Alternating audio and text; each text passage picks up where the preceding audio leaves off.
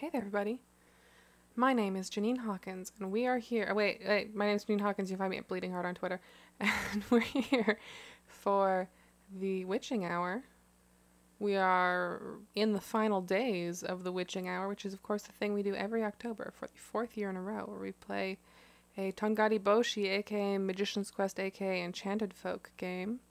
We're on the 4th game this year, the 3DS game. And, we're in it. I think we're in a good position. I've accomplished like most of the goals that I set out for the stream this year. Way less mystery times than usual, but you know, I think in the end it's not about the mystery times that you make. It's about the classes that you take. I don't know. We need to finish a lot of classes. That's one of the remaining goals that we have. I'm going to pop in here to our thing and turn the volume right up, and we're just going to kick it right off. Let me know how that is sound-wise. I think I need to turn it down on my own headphones again. Oops. And knock my microphone around. Okay.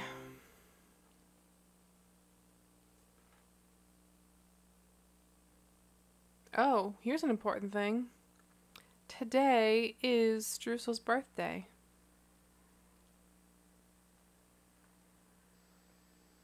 I don't know how old she is. I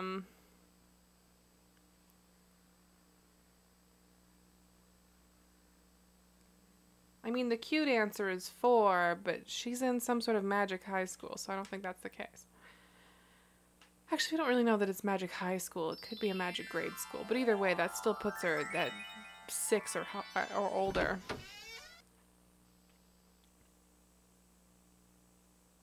Although I guess we don't really know what the wizard education system looks like.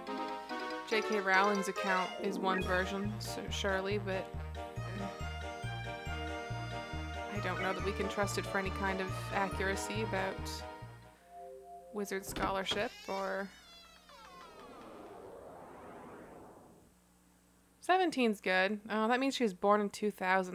That's also upsetting. Ugh.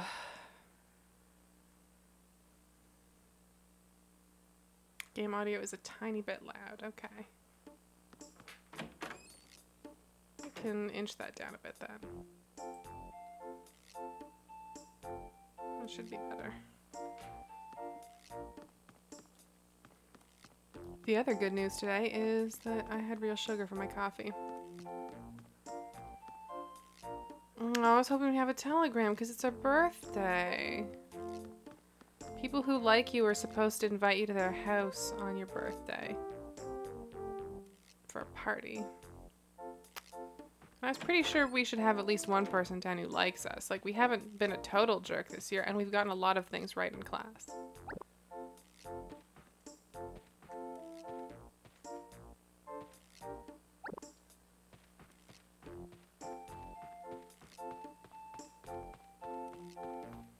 We're also wearing this mysterious dog head outfit. There's still candy everywhere.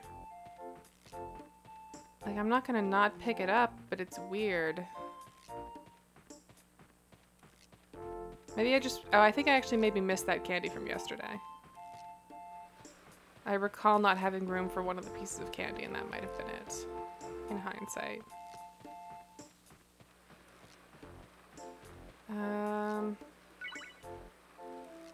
You know, let's hop up to the cave right now. I think we're gonna end up spending a lot of time in class, so... oh, the cat should be here today. And we have garbage for the cat. I think the cat's here today.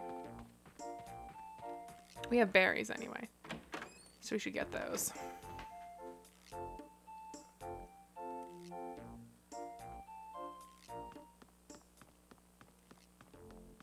Still no telegram, huh? That's kind of a bummer.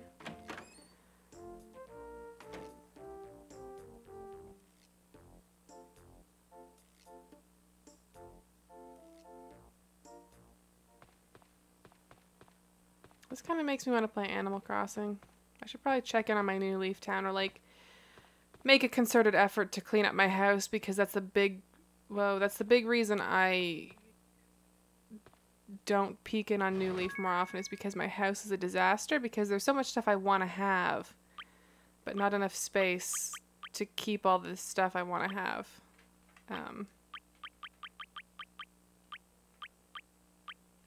So I end up just putting it on the floor everywhere. But I think they've made it so there's like some sort of storage thing you can do, but you have to like buy it or something. I don't know. I haven't really kept up.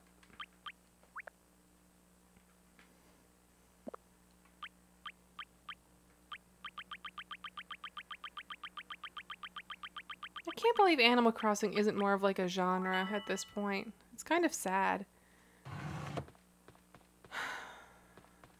I guess maybe people tried it and it didn't work for whatever reason.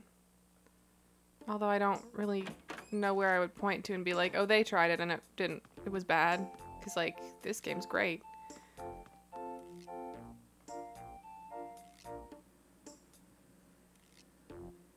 Or I wonder if it's one of those things where it's like, kind of, not snobbishness, but like a thing that, I don't know. I could see Animal Crossing being a thing that people are quick to dismiss. As like, well, you only need the one. People like this one, but they wouldn't like another one because it's just, I don't know. I don't know.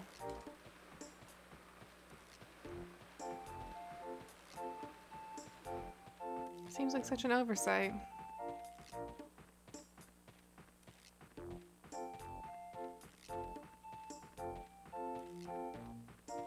I think the only one that like really made a go at it was, well, actually, if you think about it, My Sims is a bit like an animal, is kind of like Animal Crossing meets Sims, isn't it? Like a little bit, sort of. Kinda. Oop. Should get the watering can equipped.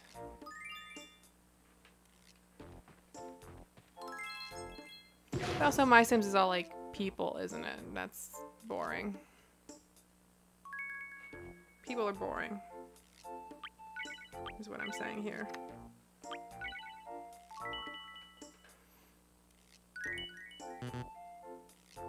What? But that's right. I did it. I did the thing right. And there's a flower here. What's your problem? Did I not spin around? I thought I spun around. Spun around.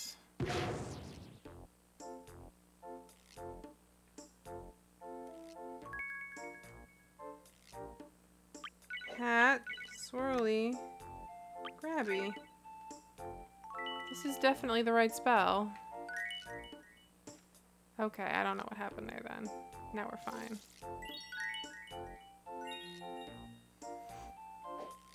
Oh yeah, Happy Street was good, but yeah, it is more of a town building thing. Also, it's very small, I guess. Like it's very like side to side, side scrolly, narrow.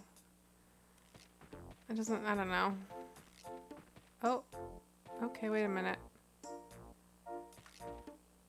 Hang on a minute here. 1, pick up this mushroom. 2, water this flower. But if this one's orange, that means the orange one that was here isn't here anymore? Is it dead? Or is it a thing? That looks like it might be a thing, but I can't see because, it is a thing. It's a candy flower. I can't see it because of this dumb fuck in his cart. I'm sorry, you're not a dumb fuck.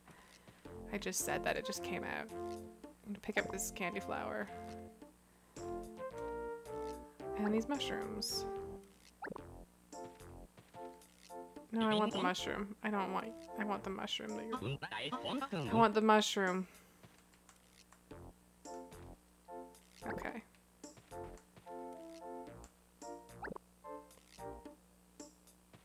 Yeah, Seabeard is the one that I played for a bit, but I really didn't like the minigames. The like moving aroundy minigames. The other thing is, I really think free-to-play mechanics are bad in a game, like in a... This is tough because I don't necessarily think the free-to-play mechanics in the Animal Crossing mobile game are going to be bad. But I think in a game that is trying to imitate mainline Animal Crossing, free-to-play mechanics are a bad idea because the way I want to play those games pretty much is like, I want to play them for like an hour a day. And I don't want to, like, I want to play them until I've done my chores for the day. And when you make it so that my chores are like an endless kind of thing that I can pay to do at my schedule or do at their schedule, I'm not going to stick with it. I'm just not. Like, this is why I am among the most enthusiastic Story of Seasons Harvest Moon fans, but like Farmville just never did it for me.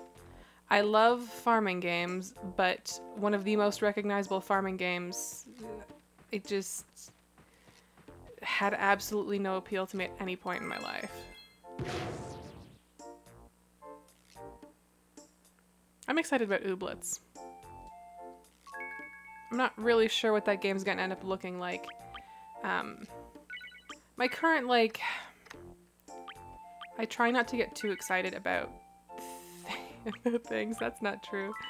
I often try not to get too excited about indie things based on, like, projecting what I want them to be, because it's a really good way to be disappointed and then feel wronged in some way or bitter because, like, oh, this game is much smaller in scope than I thought it would be. And it's like, well, of course, it was made by, like, 2 people and whatever.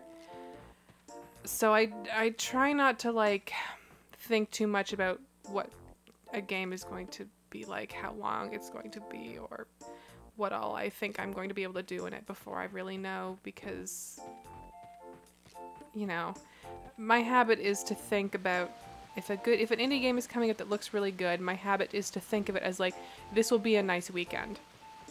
And anything more than that is absolutely icing on the cake, totally great. But I try to think of things in terms of like, this isn't going to be like a huge thing. Is this going to be just like a thing I enjoy for a weekend and then I'm done with it and I'm satisfied? Is this price worth it if it's just that, etc.? And honestly, that's been a kind of good way to just live. That's been a good way to live my life. Like, that's why I'm not disappointed hearing that Mortician's Tale can be finished in about an hour. Because, like, you know, I don't think you need to draw that out necessarily. It's, if you get your point across, you get it across. I'm okay with it. I know it's more complicated than that, especially, like, if you have a limited gaming budget and there's a thing that you're really curious about and you have to... We don't have any room in our inventory, huh? You have to, like, justify dropping that money, and that's not always going to work out. That I do get.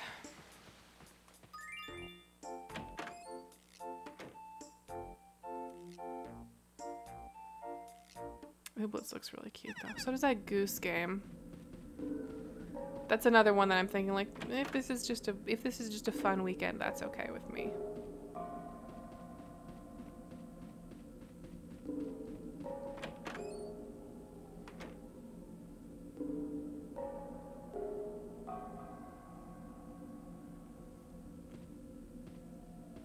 Really pushing this ice stuff. What the fuck is this? What's that?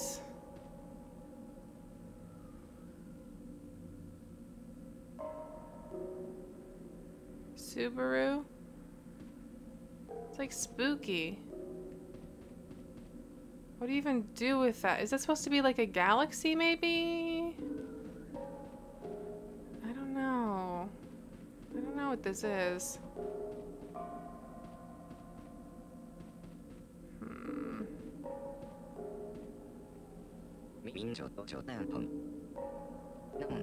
Oh, it could be the Big Dipper, I guess. Or the Swan? Cygnus or whatever it is. I don't really know constellations very well. It's missing a star to be the Big Dipper. It's missing actually maybe 2 stars. It could be the Little Dipper. I don't really know what that one looks like, but I bet it has less stars than the Big Dipper.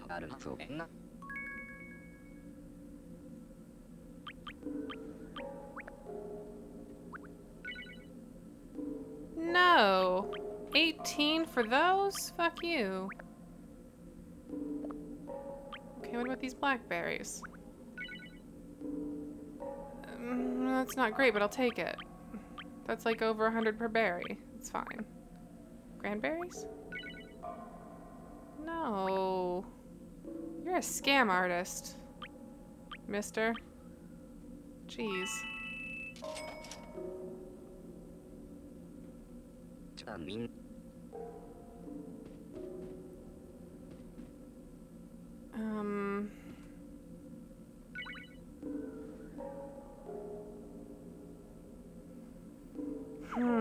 Okay. I'm gonna have to come back up here, I guess. Which might be fine if we go to the school and the person teaching there is someone we already have all the classes of. We have to kill time anyways. That's fine. You know what? Shortcut. Shortcut. What's up?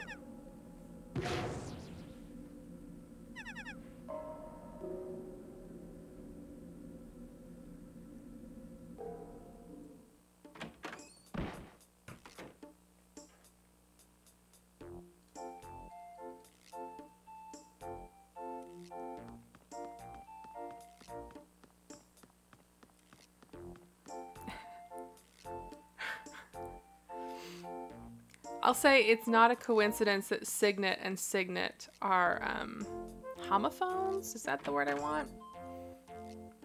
I think that's the word I want. I'm a certified English teacher, and I think it's homophones. That wasn't like the reason for picking that name necessarily, but it was like a cherry on the a cherry on top kind of thing.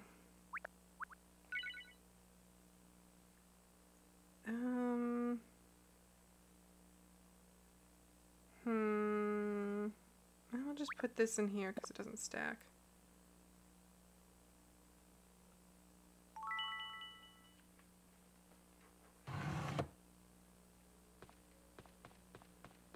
For those who don't listen to Friends at the Table or who aren't caught up with the current season, the character I play is named They Mark Scars of Light in Pitch, born in fiercest purpose and beheld as the signet sealed upon our pact. Signet, signet.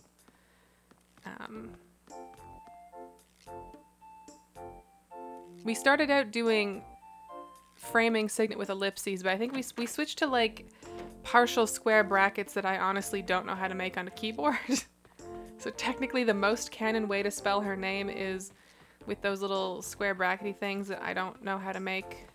Austin knows, that's the important thing. I don't usually use any punctuation when I write her name out anymore.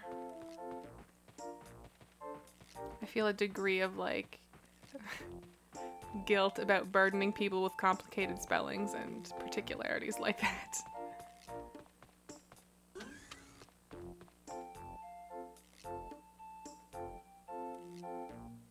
I think they are Japanese quotation marks, yeah, but I'm not 100% sure, so I didn't want to say that and then be wrong. We've been recording the holiday special recently. That's going to be fun. Look forward to it.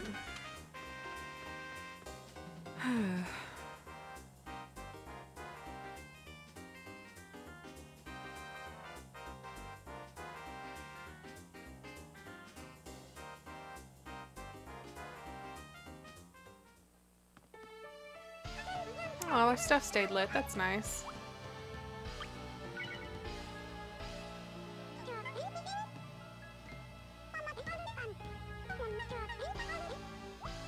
Yeah, whatever. I feel like we should be doing more, we should be getting more money. Like, for sure.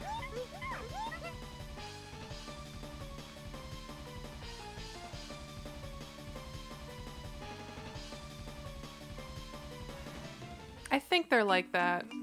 The idea was in generally just to convey that like signet is a part of the name.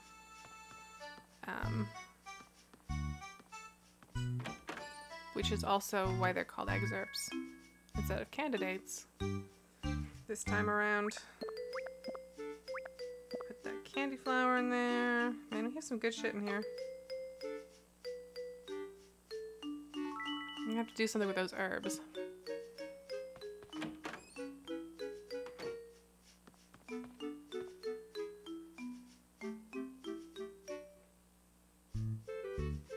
I'm not gonna do the full mall run right now, but I am gonna go downstairs and, well, actually I shouldn't sell stuff because I'm gonna have to just sell stuff there anyway. I cleared out enough space in my inventory to dig around in the cave, so that's the important thing.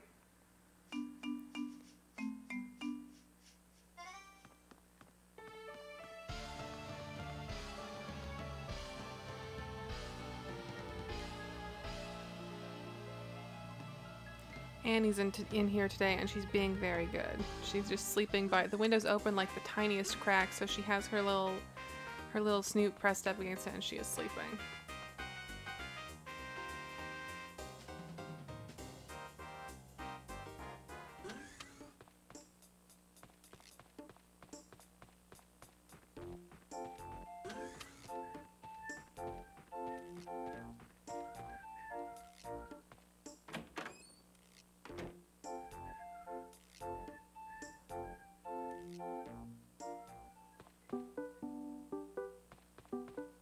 Okay, whose classes we got? I don't think, are we done his stuff? I don't think we're done his stuff.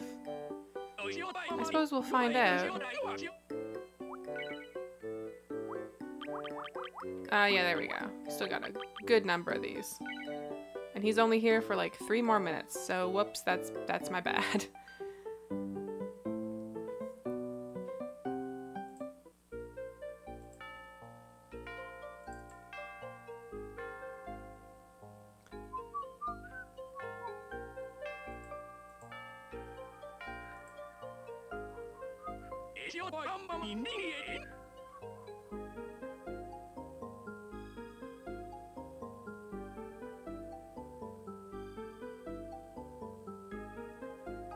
I think this might be Mischief Leaflet.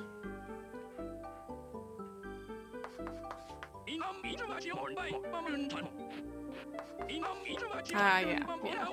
We've done this. It's really fucked up that they teach you this stuff in school.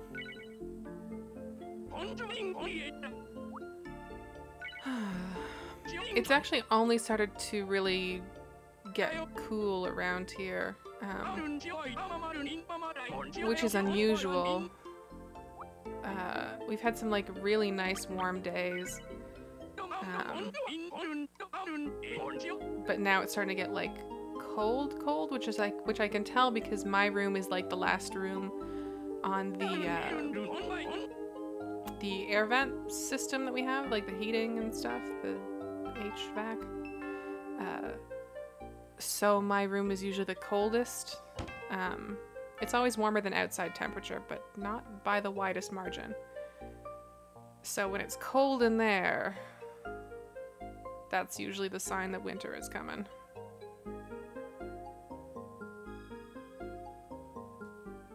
I actually put my winter blankets on my bed last night for the first time in months. I had been using like double quilts for a little bit just to keep out the fall coolness. I threw the big comforter on there and it was very nice. Oh, it was very nice. I slept very well last night. I'm definitely a person who I like sleeping in a cold room with a lot of heavy blankets piled on me. That's my ideal. So late spring, summer, early fall are kind of iffy. Not my favorites.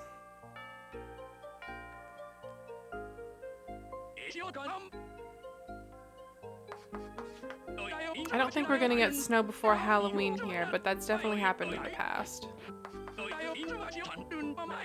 There were definitely occasions when I was little where I had to trick or treat with like snow pants under my costume because it was like piled.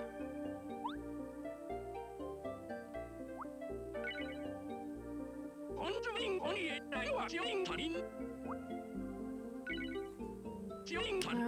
are we doing here? Giant basin.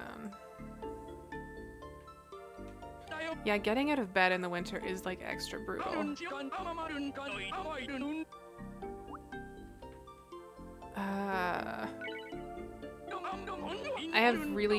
I have a bad, I don't even want to say it's a bad sleep schedule. I'm just like I just have a lot of sleep problems.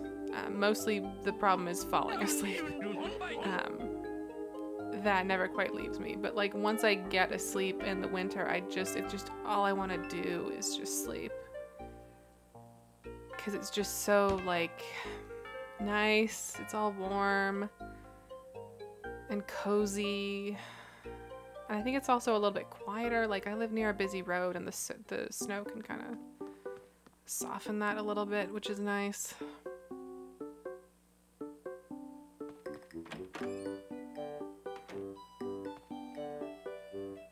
Yeah, sleep fixing is rough. I'm getting to a point where like it's difficult for me to keep postponing actually talking to my doctor about it because it's been persistent enough an issue.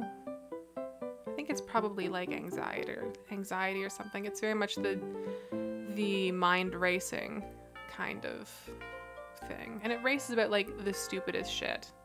A combination of the worst shit and the stupidest shit. There is like I didn't know there was a trick to avoiding getting caught with a note. Do you have to like wait a second and then open it? It's weird.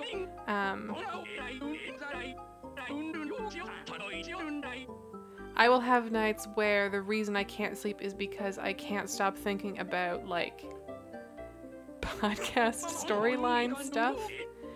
And I will have nights where I can't sleep because I can't stop thinking about like what's gonna happen when I die.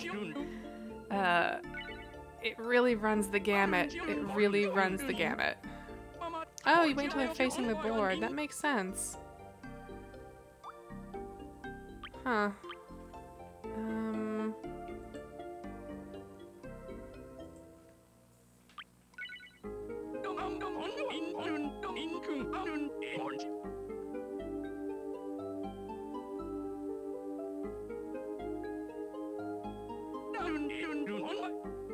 I'm also just like tired often. So, yeah. Probably need to get that sorted out. It doesn't help that I don't have health insurance, which in Canada is not the biggest deal. It just means that certain kinds of things are covered by the government and certain kinds of things aren't covered by the government. And if you have a health plan, it usually picks up the slack. But if you don't have a health plan, then you pick up that slack. And it's still, you know, cheaper than it would be in the States, to be fair. But it can still be an expense. And it, like, I've looked at the chart of, like, here are the things. Oh, we have all her stuff. Well, shit.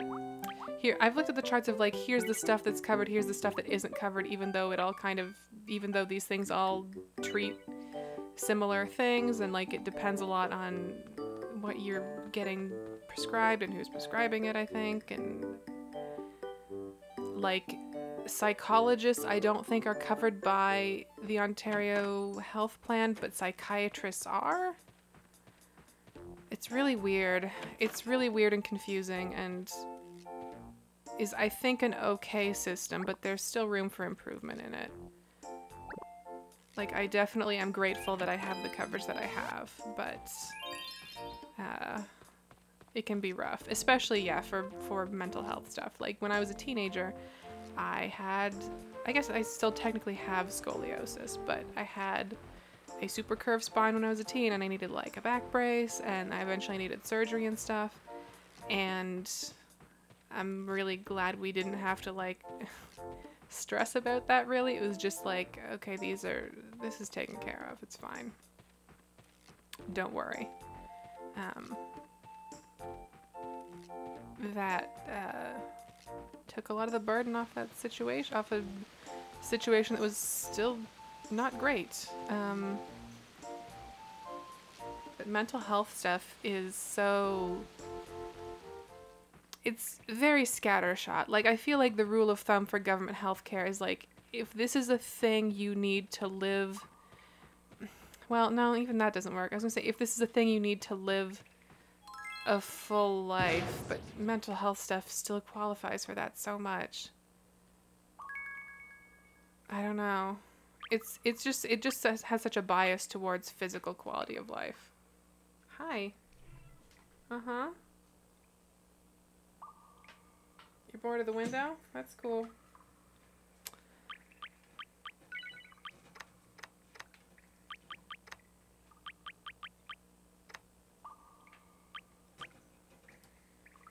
There you go.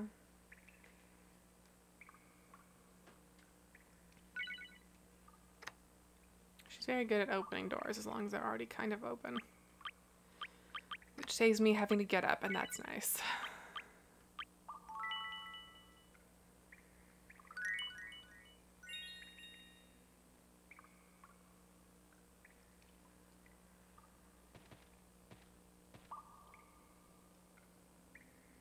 Yeah, that's actually a good way to put it. Is like, does this keep you from working?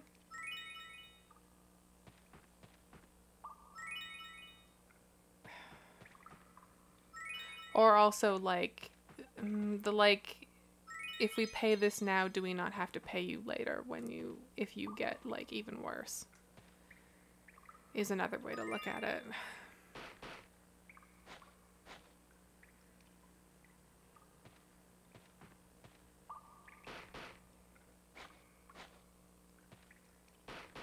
That stuff's very confusing.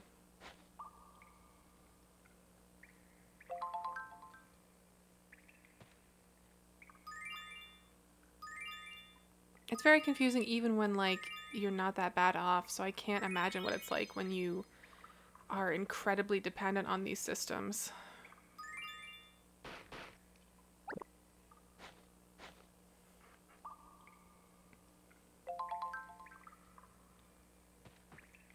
This is a heavy conversation, though. Does anyone want to talk about tape again? We can just, let's talk about tape, about friction markers. I'm like really into friction stuff right now. That sounds terrible. I used friction stuff a lot in college because it was handy and I didn't really like using pencil. And I've gotten back into it now for planners because I really like the way other people's planners looked, but never liked the way my planners looked because schedules change and I always wanted it to be accurate, but then I had to like scratch shit out or white out it and it always looked like garbage. But friction just makes like pens and they make highlighters and they make markers and they all erase based on, it's all ink, but the ink is heat sensitive. So you can erase it in the friction of the hard plastic eraser, which doesn't leave any crumbs, which is also nice. On the paper, makes the ink invisible, basically. There are also, I saw a really cool video, I think it was on Twitter, of someone using a friction pen as a, like an artist using a friction pen to sketch with instead of a pencil. Which, you know, some people like using pens more than pencils, but pens usually aren't erasable, so they're not great for sketching unless you're doing a whole light box, tracing, whatever thing. But with the friction pen, you sketch that, and then you do the, then you ink it, and then you just run a hair straightener over the page, and it erases all of the ink. They're not like dry erase markers, no. I think, I could be wrong here, but I think if you freeze the thing, then the ink shows up again. Or also, if you leave your paper in a hot car, the ink will disappear. So they're not the best for every particular use case. I think they also sell notebooks now that have like a circle on the cover, and you like are supposed to, when you fill up the notebook with friction ink, you put a mug full of water on the circle on the notebook cover, and then you put it in the microwave and you microwave it for like 2 minutes or whatever. And then when you open it up again, the notebook is blank, which is a really cool idea. Although I saw a review of it and there was still like, you can still see the impressions of what you wrote before. So it still does kind of look used. It's not going to look brand new. And the notebook itself is like kind of expensive, so I don't really know what the advantage is to that over just getting a bunch of different notebooks. I mean, I guess it has like smart notebook shit, so you can like catalog your stuff in your phone with Evernote or whatever you're doing. And that's kind of cool. But also, I don't know that it's terribly necessary.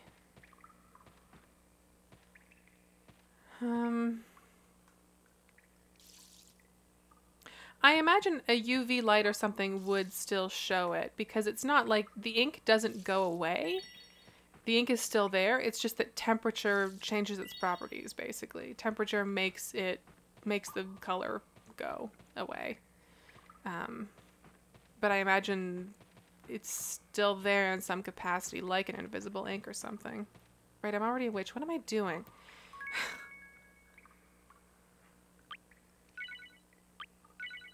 I got depressed talking about healthcare stuff and mental health stuff.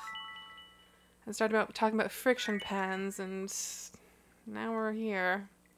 I mean, you'd want to erase a notebook if, like, you finished the subject or something, I guess. Or, like, if you were just...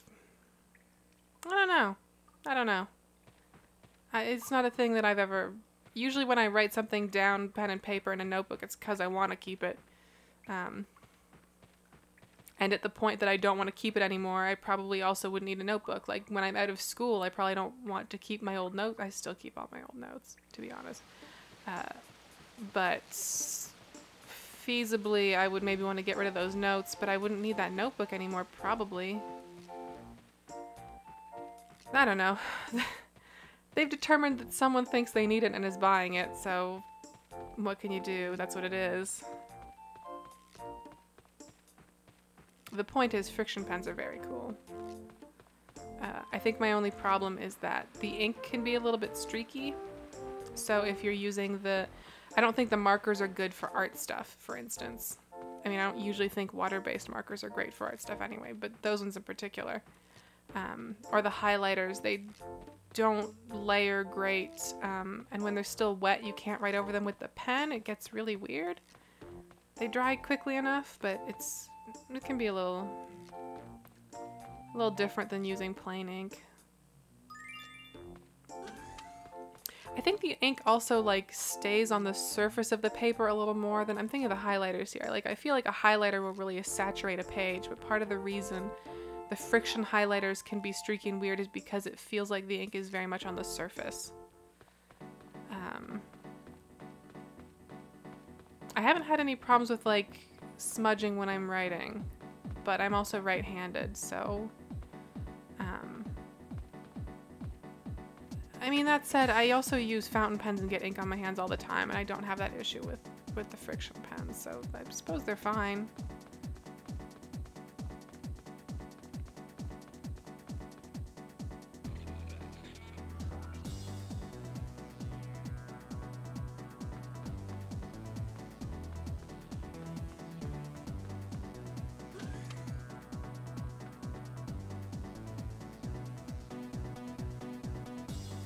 Oh, nice. 4-star wizard. That's the good hat, right? I think that's the one with the really good hat.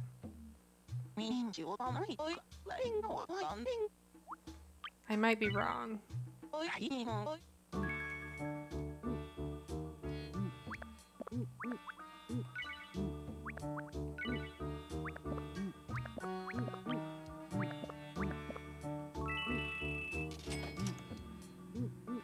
God, I hope we get that tuba.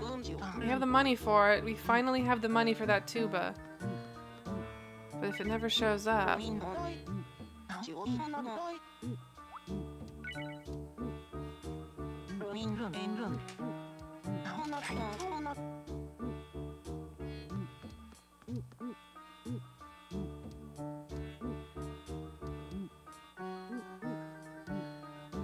The next Friends at the Table postcard is all ink and traditional media. And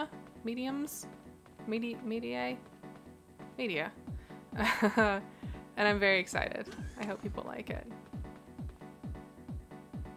I am not the greatest with those things, but I find them very fun. And also all the other ones have been digital. And I like working in traditional stuff. You know, I could get another one of these. That would help the boiler room be more boilery. How much was it again? Yeah. Why the fuck not?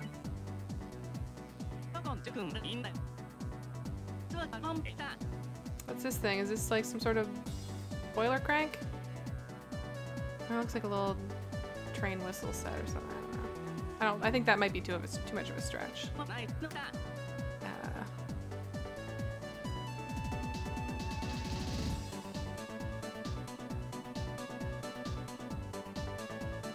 I really like working with physical media because I can't undo my mistakes. I have to just learn to deal with them. I mean, you can clean stuff up in Photoshop, but that original is always going to be the way it is. And you just kind of have to learn to work with it, and that makes me feel a little better sometimes.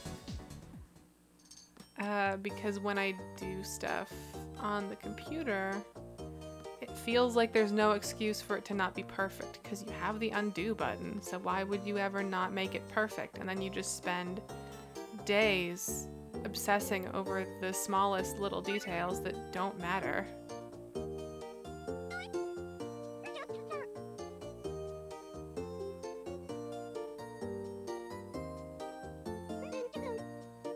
Oh my god, that's a really good price for that cute little suspender dress. I'm just gonna buy that. Well, thank you.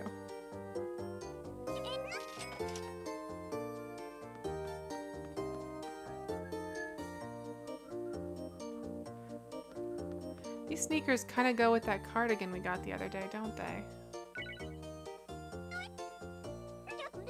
How much are these? They're a bit expensive, and also they're like cute, and I don't know the word.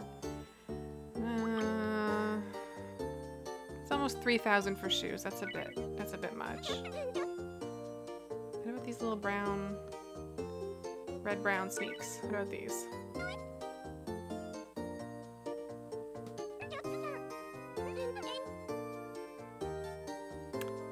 We're not really hurting for shoes that bad right now. I'll pass. What about this though?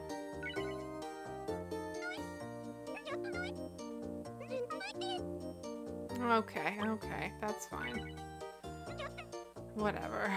We're good. The star boots are cute. I just we don't have a lot of blue stuff, you know? We have some yellow, but like none that's in that style. So it's a tough sell. What do we got in the garden shop? Another one of those, that's fine.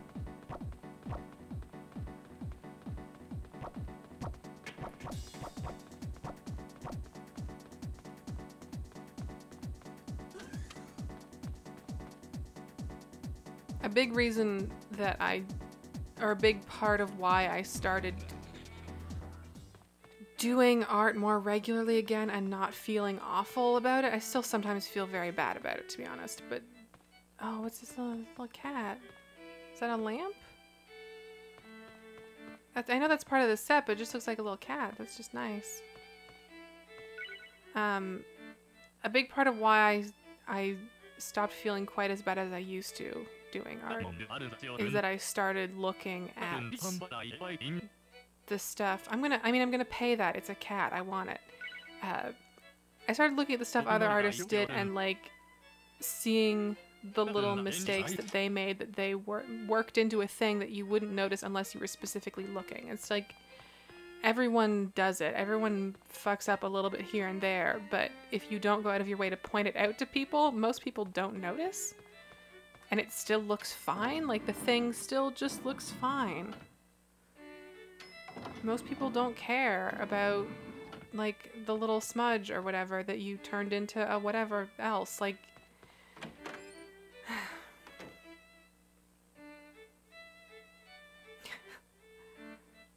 it's really easy to think that all the stuff you do has to be perfect, but like no one's is. No one in the whole world, basically. Would this be a better boiler room wall? No, I kind of like the weird panels we have now.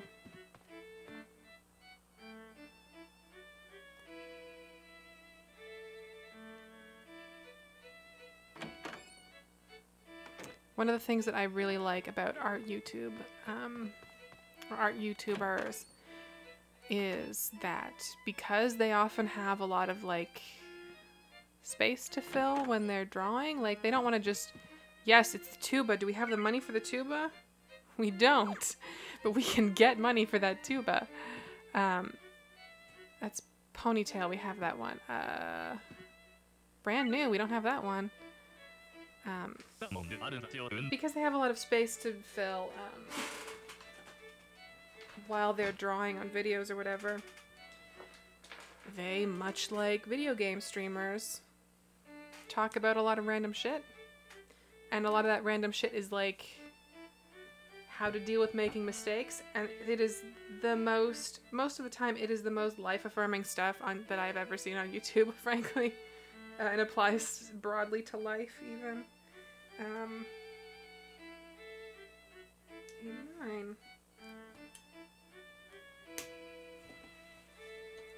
There aren't a lot of people who are like, oh, when I make a mistake, I'll just use this white paint and then I cover it and then I do it again. Like sometimes you get that. Sometimes that's a tip video, whatever. But there is like a broader existential reassurance to a lot of art YouTubers, especially a lot of female illustrators who do stuff on YouTube.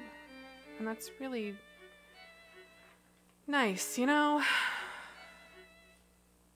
It's nice.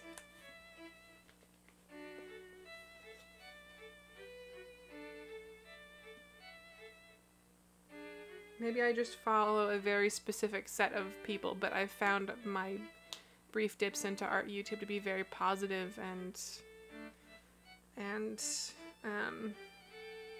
pleasant experiences, especially compared to most of the other stuff on YouTube.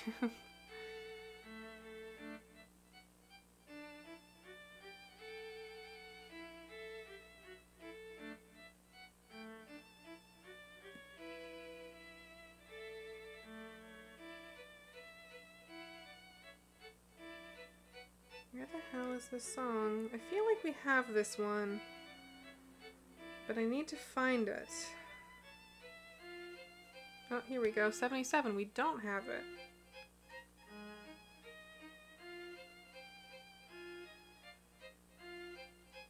But we do now. I really want to watch Shirobako. I am really... I have a really long queue on Crunchyroll because it's really hard for me to watch a thing that I also have to read. Because basically every time I watch or listen to something, I'm working on something else. I don't have a lot of time where I just like sit and watch a thing with focus. So it can be really tough for me to find a place for anime, which sucks because there's a lot of stuff I really want to watch. I think the last series I watched start to finish was Emma.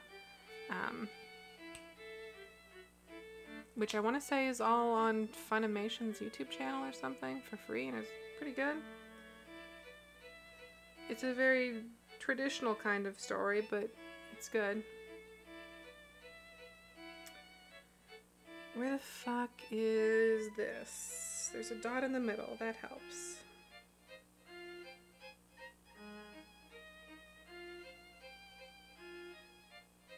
Nope, not that.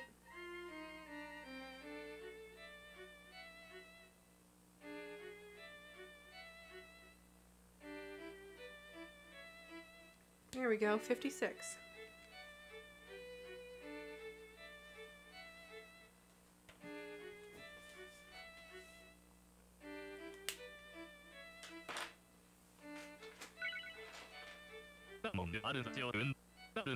I was also really into that anime about the famous Japanese poets who all knew each other, kind of, in feudal courts. That was fun. That was a fun one. And it would sort of like have these little stories and then punctuate them with poems that those people had written.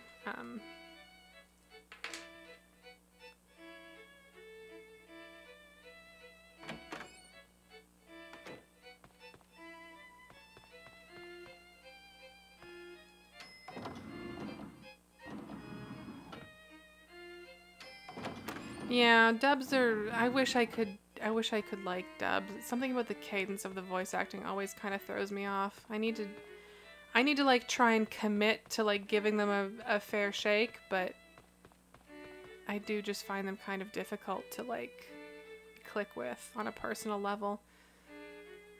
I think it's because I watched a lot of dubs when I was a kid and a teen. And so it becomes one of those things, like I think we talked about this last week or something. It becomes one of those things that I associate with like not being adult, or like immaturity is not the word I want, but it's one of those things that I associate with like my childhood self, which is a self that I struggle very hard to distance myself from. So it becomes difficult to like just let that go and enjoy a thing sometimes.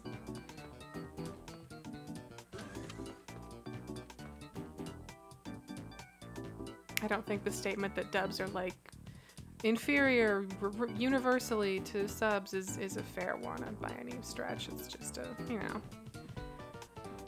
it's one of those personal baggage things.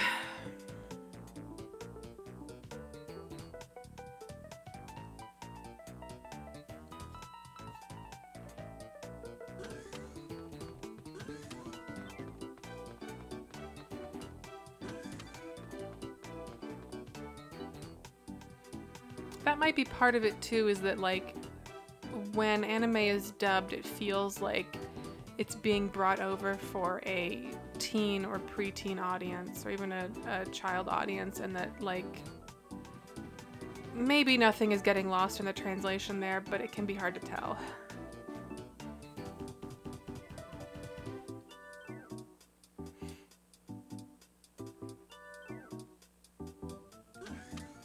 Like, there were definitely some things lost in the bad old days of anime dubbing.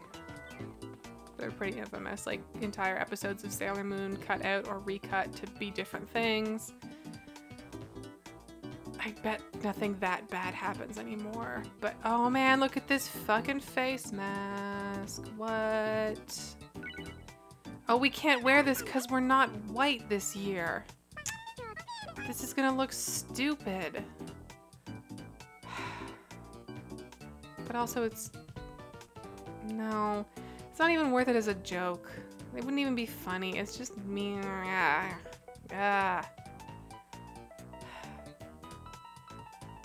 Also, we kind of already have anime eyes.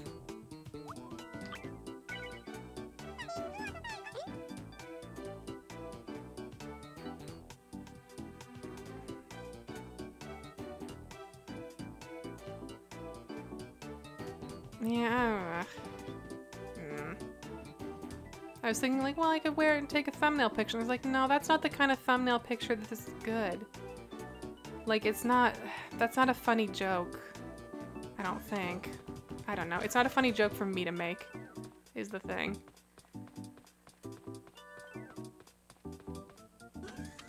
I'm sad. I really wanted that anime eye cover thing.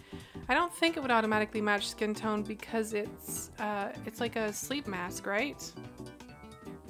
Ah, that's that cookie shirt that she was wearing.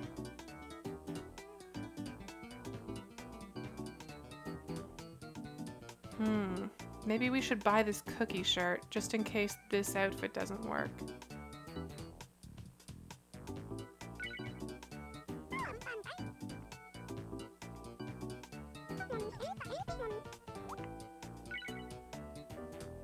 Just a plan B. She was wearing it in the magazine, so obviously it's on theme.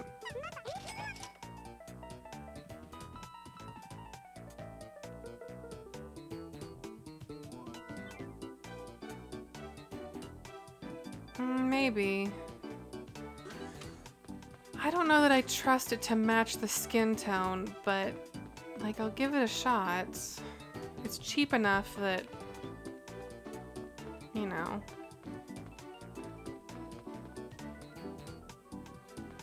Cheap enough that it's not the end of the world if it doesn't work.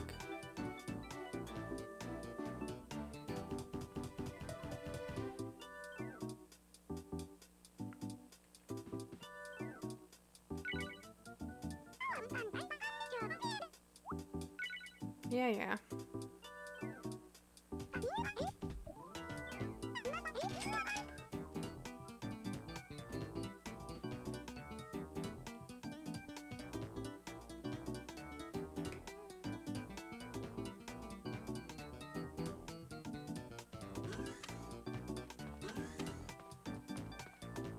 Okay. Ice cream shop, right. As if this place has anything ever, but still worth a look.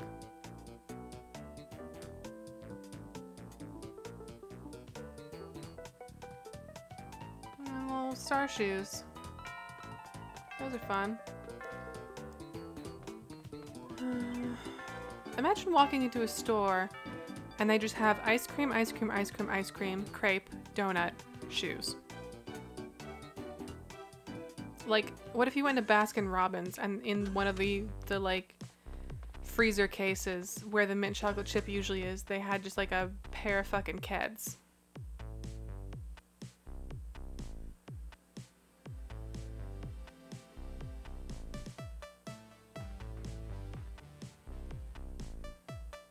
It's like a kitchen scale. It's weird.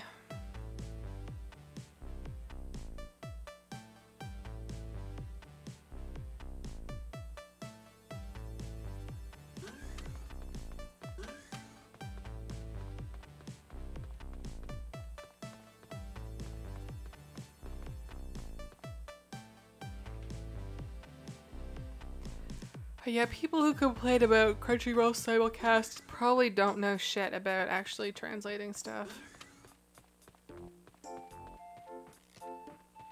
It's like, I can't even like be diplomatic about that. It's like, being able to do that on that tight a fucking schedule, you're going to get stuff that is like, that you could, you know, if you had twice as much time to do that, you could have the meeting about like, well, what do you think is the actual spirit of this, blah, blah, blah, what do you think is the actual, etc. But like, you're not gonna get that when it's airing at the same, people should be amazed and happy that they can get that shit at the same time that it's basically airing in Japan. Like, my like teenage anime loving self finds that unfathomable and magical.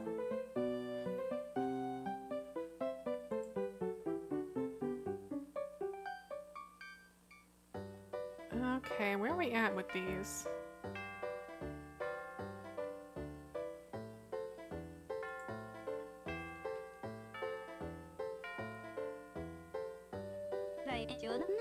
People online are bad.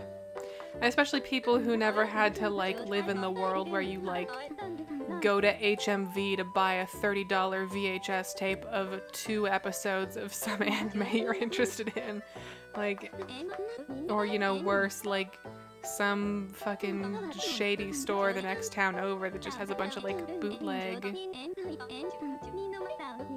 Like I had I think it was the Sailor Moon Super S movie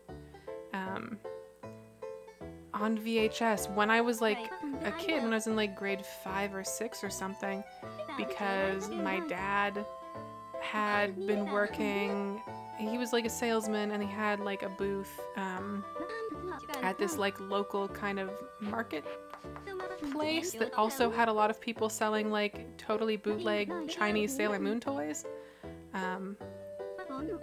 And that tape, there's no way that tape is authentic, but boy did I watch the hell out of it. In its nondescript white case with its like super printed out looking fucking insert label thing.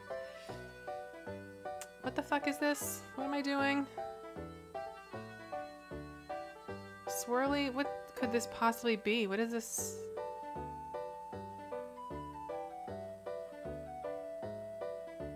I have no idea what this is. Okay.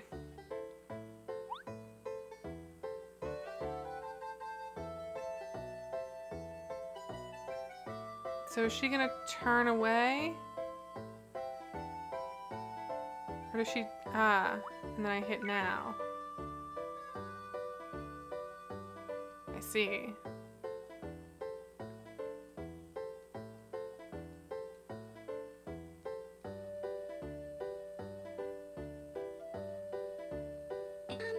We also had a shop in town, and I loved this store to death. I loved it to death. And it disappeared because, like, no one shopped there except for a bunch of broke teenagers who probably honestly stole a lot of stuff. This is the place where I got, like, a lot of my... the base of my sticker collection. It was called, like, Piku Shop. And it was like, they had stickers and they had merchandise. Like, that's where I first found a bunch of Afro-Ken stuff, like zipper pulls and mugs. I loved Afro-Ken. Plushies. And they had a lot of posters. It was totally like every poster $5 kind of thing. And they sold anime DVD box sets where it was like, I think $20 per disc in the set, which is always a suspicious way to price something. And you know, so a set would still end up costing you like $60 or something, but it would be the complete series versus buying it in discs of like 2 or 3 episodes for like $30 a disc. The translations were terrible. I'll say that. They were like the most bootleg translations you can imagine. But you could still kind of get the gist of it. Like, you could still follow what was happening well enough, so who cares, right? Sorry, I'm looking at answers here. Okay, here we go. That store also sold Pocky and was the first place, that was like my first chance to have Pocky, and I thought it was wonderful. I went through so much green tea Pocky. And now they just sell it at grocery stores here. You can get the plain kind, you can get strawberry kind, you can even get, I think, tomato pretz. You can just get that shit at Zayre's now. What a world.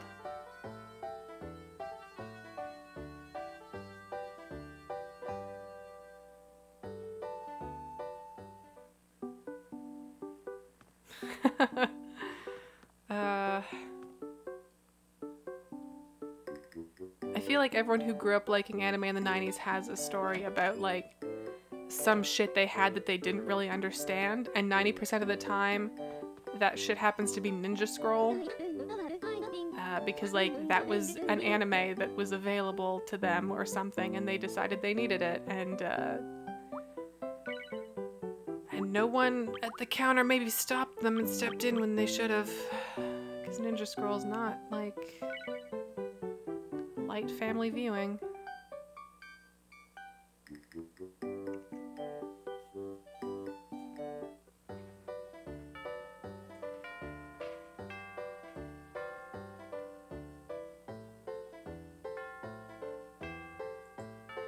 God, yeah, I read a bunch of the Love Hina manga just because it was available. Because there were very few things that were available, and that was one of the things that was available. So I just bought like random volumes, not even in order. I just bought random volumes because I was just so excited to have anything. It was like Love Hina and Banana Fish, and I had a friend in California who mailed me volumes of the Cardcaptor Sakura manga, and I had to mail her money orders in exchange to pay for them. It was a very expensive and very foolish process.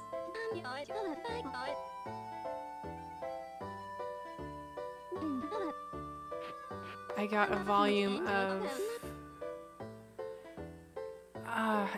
I want to say it's Inuyasha, or it's one of her things in French, and then like some like sci-fi manga that I never was able to figure out what it was called in English, also only in French. Just the weird loose bits and pieces you accumulate. Like I had a volume of that Courtney Love manga that she did, Princess I. I had a volume of this really poorly drawn thing that Tokyo Pop put out about like an evil camera or something, but I only had like volume 2 because I couldn't find volume 1. Lots of weird manhwa that like you don't hear anyone talk about anymore, like Under the Glass Moon. Just like weird shit that you just grab because you're so excited that it's even there for you to grab.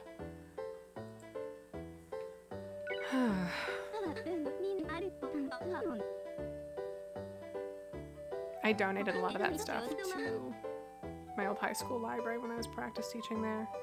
Some stuff that was like complete sets and I just wasn't interested in it anymore. And some like random stuff, and then I ended up keeping the things that I thought were the things that like meant the most to me, that I actually enjoyed or that were pretty. Like I think I kept a volume of Clover, even though I never really got into Clover, just because they had like a very nice sort of sheer paper dust jacket. It was very cool. I kept my full run of Pet Shop of Horrors and Pet Shop of Horrors Tokyo. I think I'm actually a couple volumes short of a complete run of Tokyo, but Pet Shop of Horrors is extremely my shit to this day. I think that's like just great. There's a manga series called Doll that was a bunch of short stories about androids, basically. Like living robot dolls and like ethical issues and moral issues about them and how they interact with humans, and it gets pretty dark. But man, that shit's good. I think I'm also a couple volumes short of a full run of that. Also not related, a single or maybe a couple things of something called Dolls, which was similar but a lot like more delicate about the topic than Doll was.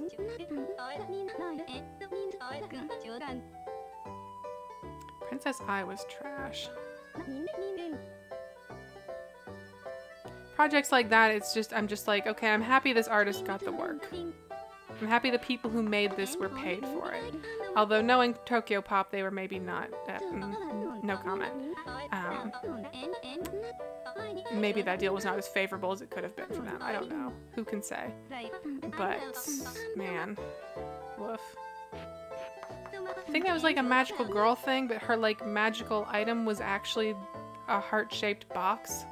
Like that was written in as like, that was either an item that she used or like a thing she was trying to protect or get or something, and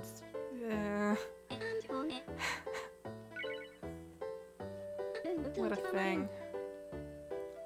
What a fucking thing.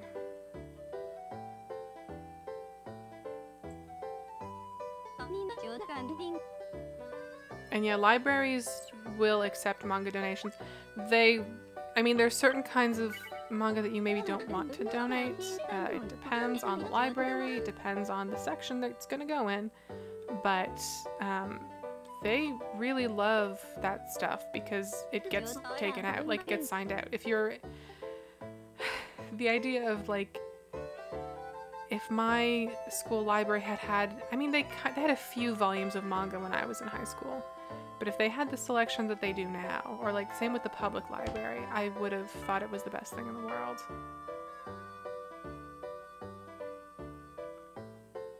Manga is like a huge thing in libraries staying relevant to people. That and like computers.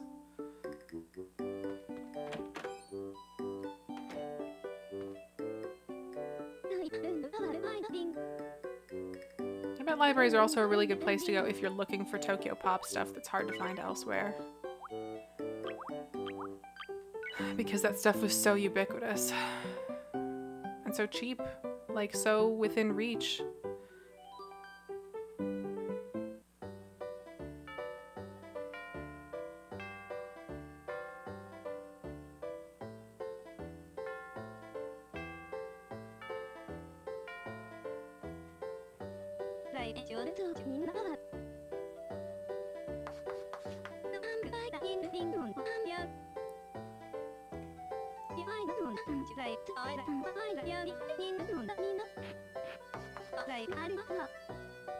God, some libraries rent you video games now. They always used to do movies, I think, but mine definitely didn't have video games when I was at a point where I would have wanted that. So that's really cool. Libraries are very good.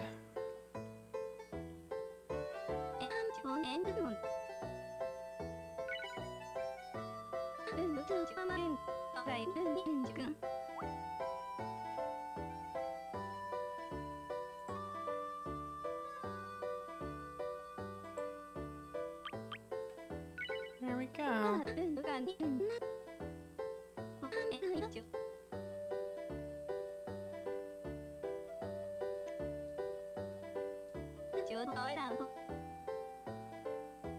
Also, librarians are good people. They're cool.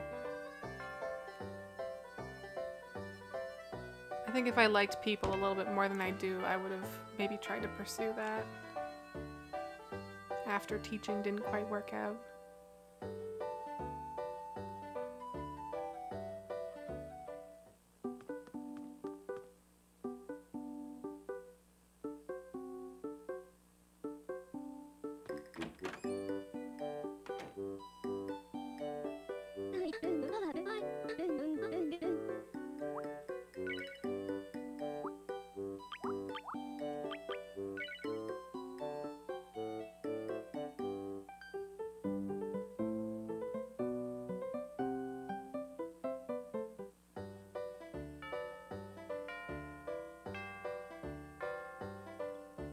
Me too. We have a very nice library downtown, but it's like rather out of the way of whenever I'm downtown where I usually am. So I don't usually get out there. I haven't been there in years. I have a lot of really fond childhood memories of that library, though.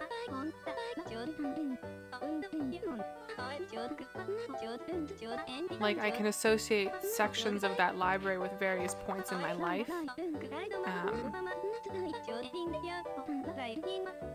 Like when I was sort of grades 4 through 6, or no, probably like grades 2 through 5. Spent a lot of time in the like child-oriented novels section, just like devouring stuff because I didn't understand that like I was allowed to read bigger books. I thought I had to read the kid novels, so I just like finished them in single sittings and just tore through them, but had a really good time. And then I moved on to like camping out in the where the art and drawing and stuff books were kept, and I always took out, there's like this one book about fashion illustration that I took out maybe 20 times. I just kept signing it out and returning it and signing it out and returning it. And then there's a place in the basement, you had to like really dig around to get in there, but that's where they kept a lot of like encyclopedias about animals and stuff. It was a very aesthetically unappealing place. It was very obviously a library's basement, but it was really cool. It was a good time at the library. And congratulations, Misty Magics. Libraries are wonderful places to be, and I'm sure they're pretty good places to work too. What the fuck answer do I want here? This last one, I think.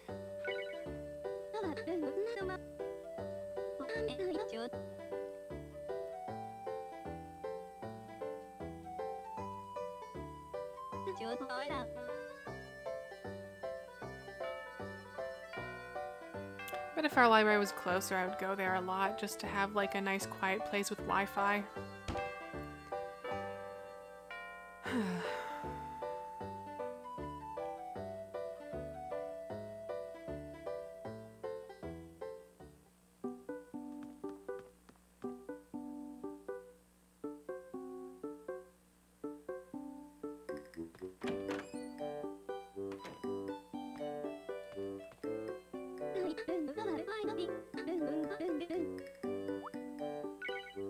I don't have as many positive associations with my university's library, which they like built a really cool new fancy one literally the year after I left, and that sucked. We shared a library when I was there with the college that was also on campus, and it was like a really confusing place because it started out, the entrance was this very narrow space, and then it like expanded outward in these different directions and was just, and there were like classroom kind of things in the back, and it was just really confusing to figure out where anything was. And I feel like I only ever really used that library when I had fucked up and like something was due that day, or like something was wrong with my computer, or like I was just in crisis mode. That was when the library factored into my life at university. Because the rest of the time it was like I didn't even really sign books out at that point. We mostly just cited articles, and that was all done online unless you had to do some interlibrary loan shit or whatever. So you could do that on your computer in the dorm. You could just look at articles and whatever. So if I was in the library, it was pretty much because I had fucked up or something was going seriously wrong in life in general. What the hell one of these is? What? This one, I think?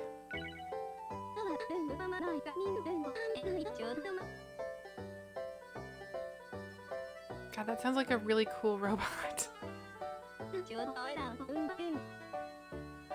Just like a library robot? Just like... Do you just like give it stuff and it would just do that?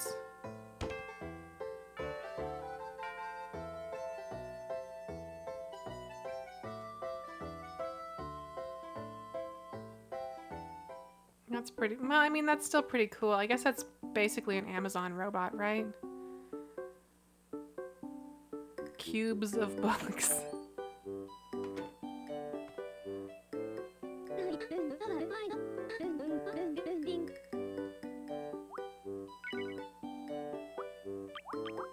Yeah, I'm into that, to be honest.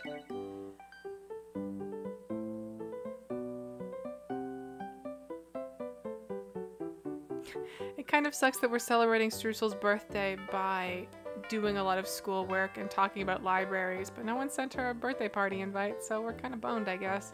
You gotta make the most of every day, even if that means going to school a lot on your birthday.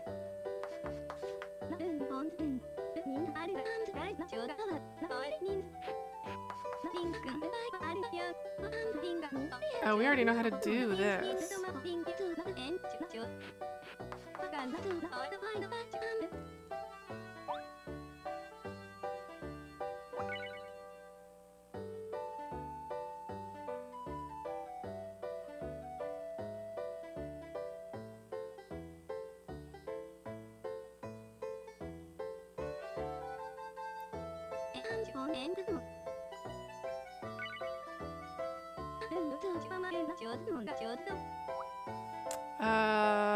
What?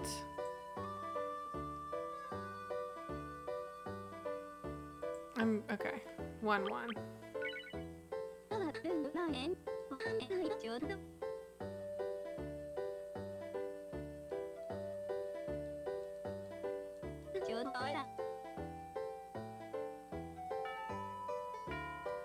It's a little weird that you have to polish jewelry, but you can just leave food on the counter for months. Like, tell me I'm wrong.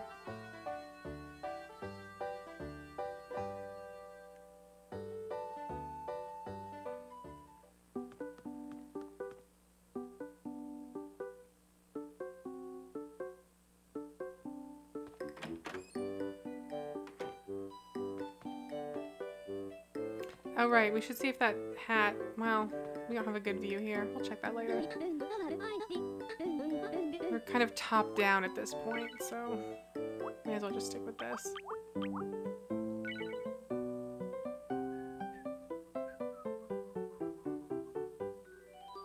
Ah, it increases its value. I kind of assumed that like you had to keep polishing it or else people would not want to buy it because it's all dusty or something, but I guess that makes sense. Makes more sense.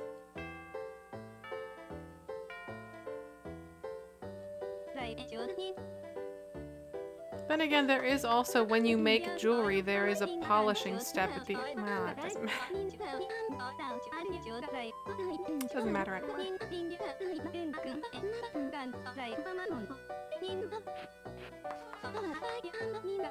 Herbs, right.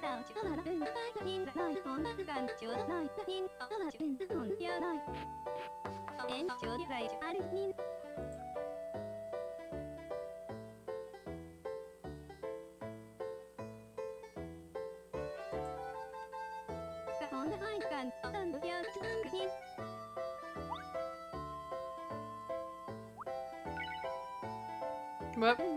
She turned around right as I opened it.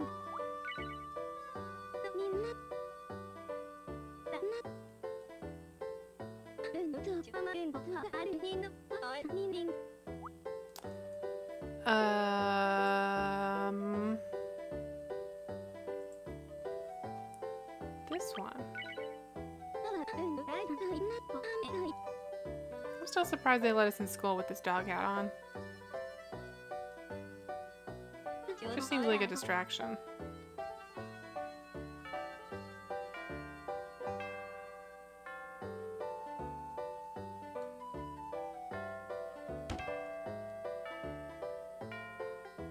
I think we can get 2 more classes or so out of Melissa today.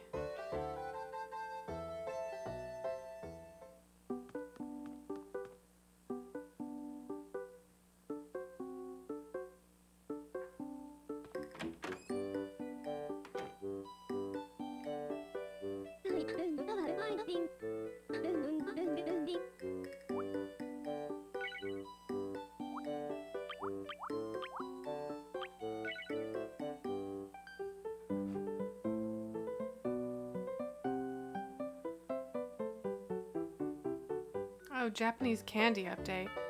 Yesterday, I ate some of my delicious Japanese candy.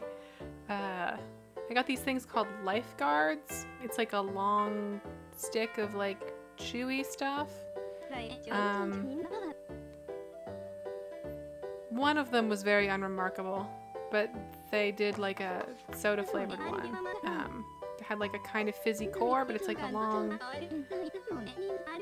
It's like that, it's not taffy, but it's like, you know, chewy Japanese candy that's like very soft. Haichu-esque, but in a long tube. And I definitely recommend it. It was very good and also very cheap. So, wonderful. Have a good night, Virtuosphere. Have fun. Watch some anime.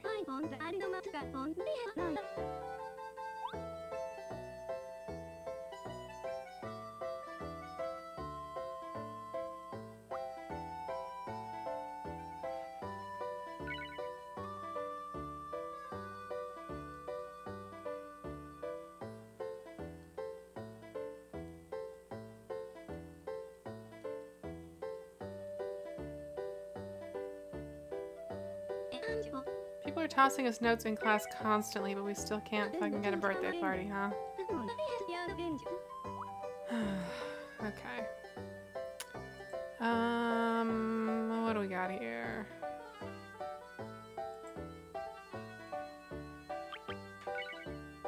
Fried food. I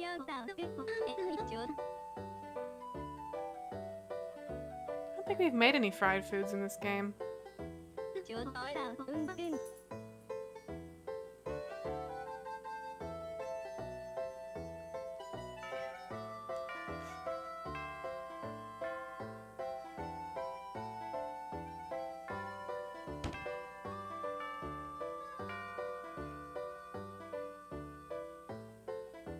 Okay, let's see if we can get one more class out of her.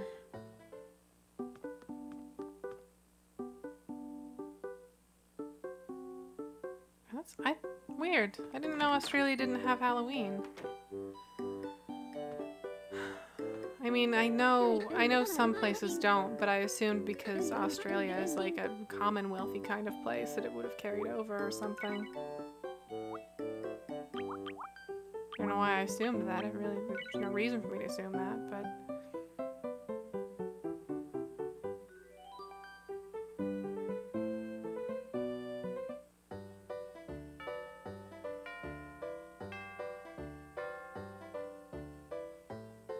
I guess Halloween would be like a spring holiday in Australia too, and like a lot of Halloween stuff is like very autumn focused, so that actually kind of makes sense.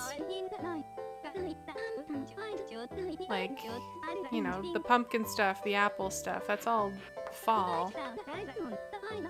So like in spring, yeah, I could see why that'd be kind of weird. I wouldn't really...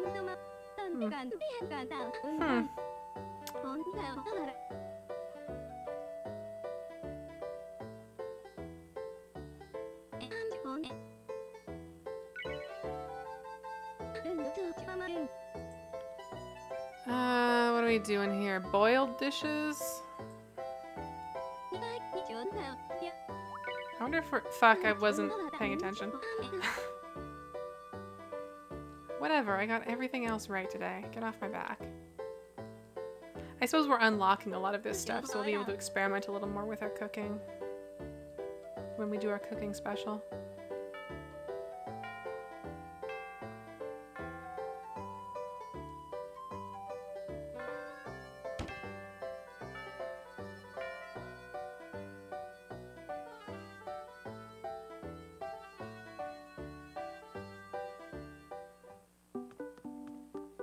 Okay, is she still outside? Who we got out here? Who do we have? Oh, it's her, so we can't do any more because we have all her stuff. Alright.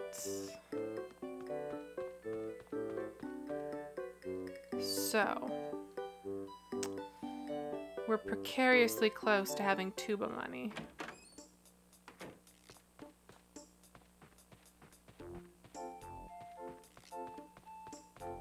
We're not quite there. What can I do to put me in a tuba? Catch bugs. Catch bugs.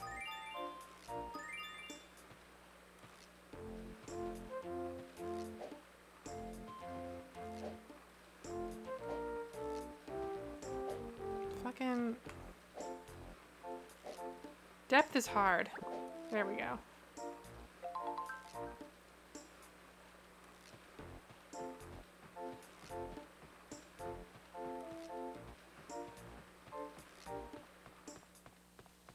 There's always bugs up here.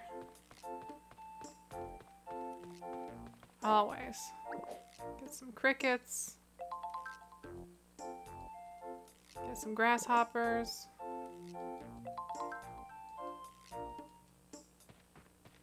Oh, come here. Jerk bug, get back here.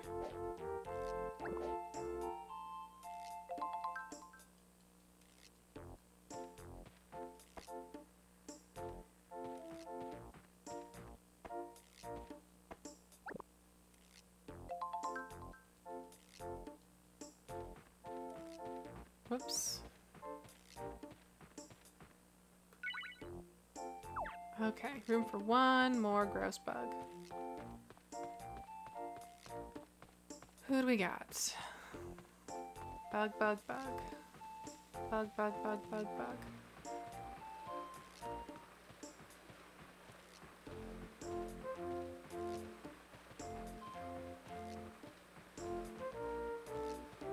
Bug? Oh, bug. That's a bug right there.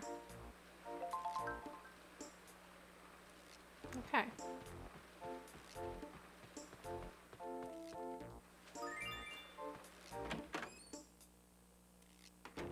Yeah, Cat sits around. We sold him some berries, but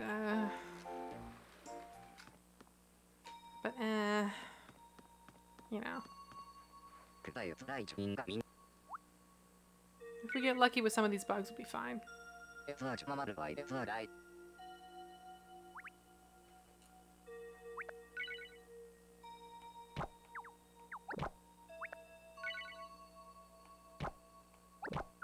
Fuck. I always forget I can tap to rush the book, but then I tap too much and then bounce out of the thing, and that's annoying.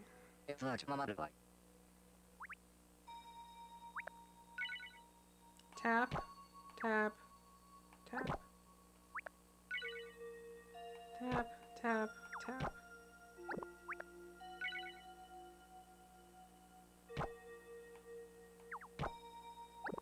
God, this is shit. This is just powders and garbage.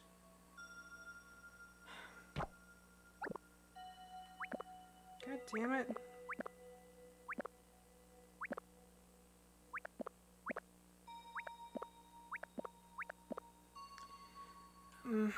Well, what if we catch 3 fish? Maybe the fish book will be nice. And also 3 fish is a reasonable number of fish. That's not, I'm not being put out by that number of fish, so that's not a big deal.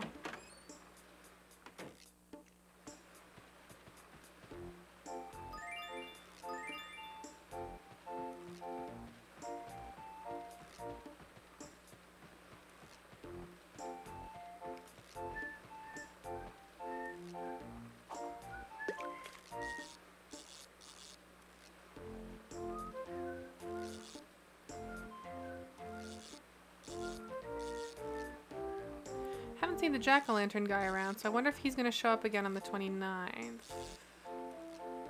Come here.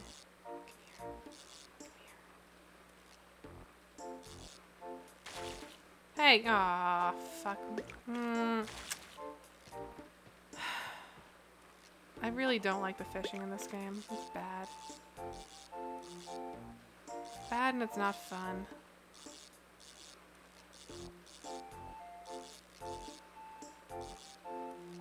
Ooh, you know what I want on Switch? I want a new River King game on Switch. That'd be fun. I don't remember what the last one of those that got localized was. I'm sure it was way more recent than I think, because just like no one talks about those games, but Is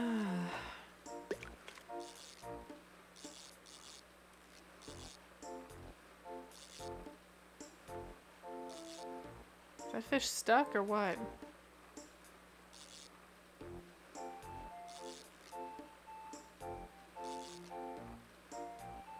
Normally they move.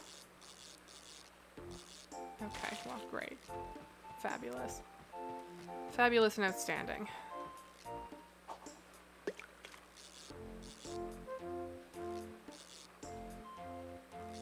The real trick to catching good fish is to fish near the water seam. Because all the fish get all caught up in there.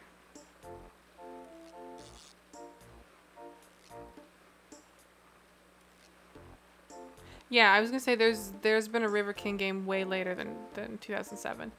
I want to say there was one on like DS or something.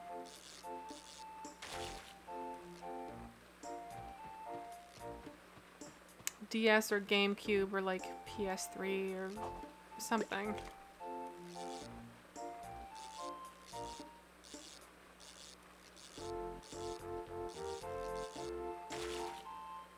Fish suck. Fish suck.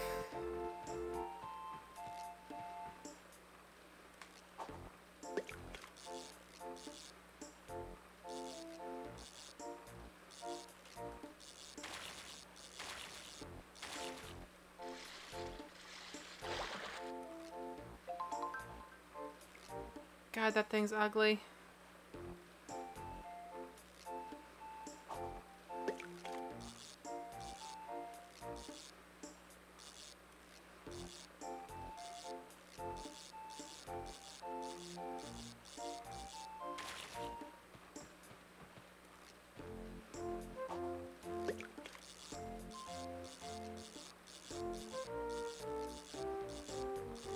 How feasible a fishing only run of Stardew would be. Like, I bet it wouldn't, you wouldn't be able to like fill out the town hall or anything. I guess that's the downside. But like, how far could you get just fishing?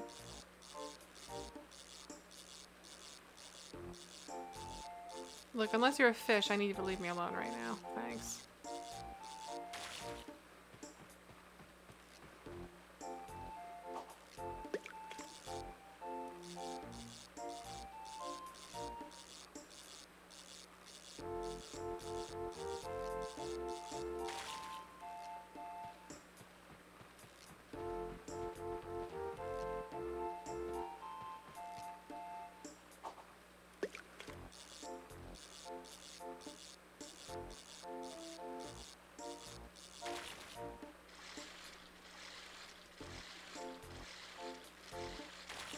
Fuck.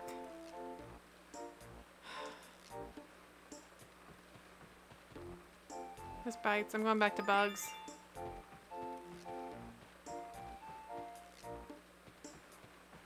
Is that dragonfly?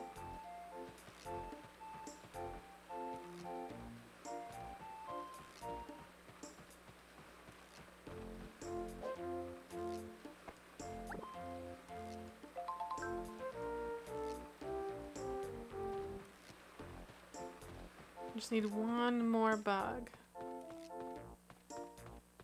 Just one more.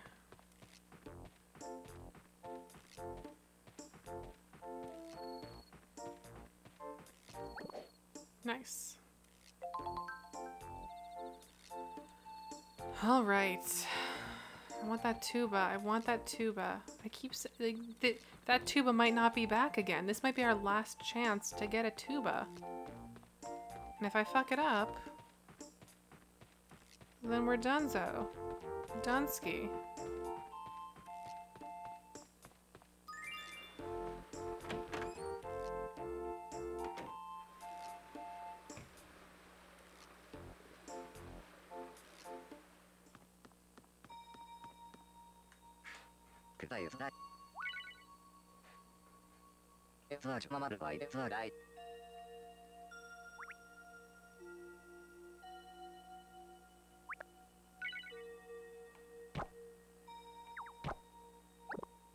Alright, that's a crystal, that's a crystal. That's some fucking garbage again.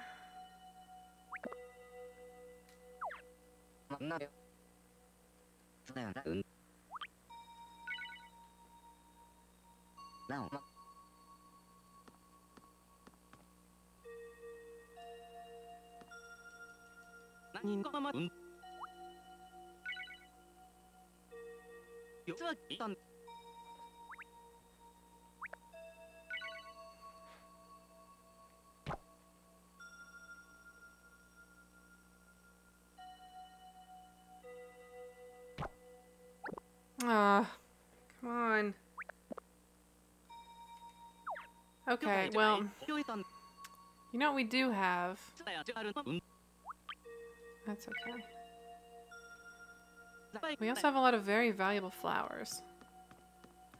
A lot of candy flowers in particular. Reasonably more candy flowers than we're going to need for bouquets.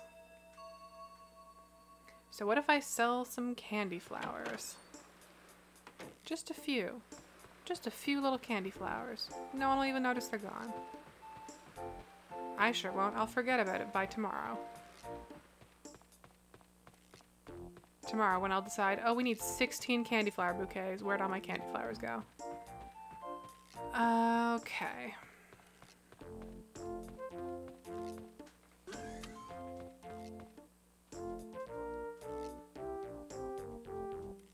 River King would be a good candidate for like a Animal Crossing kind of knockoff-y adaptation.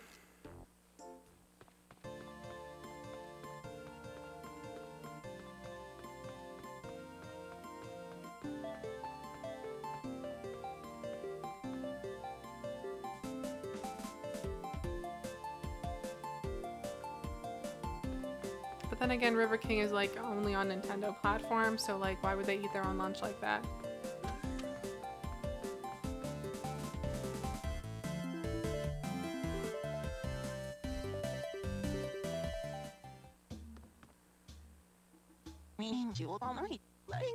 I'm gonna make sure that she doesn't need anything extra.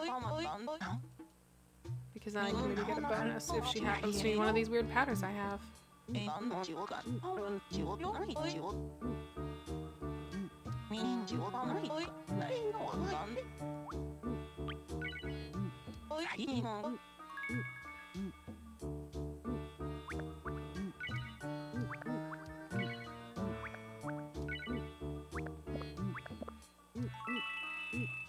Okay, that's some money, but we still need more.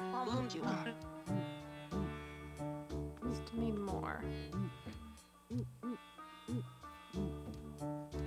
Gotta dip into those candy flowers. To be fair, those are also ill-gotten candy flowers. We did get those by cheating the Halloween man, so perhaps it's fair that we shed some of them in this way.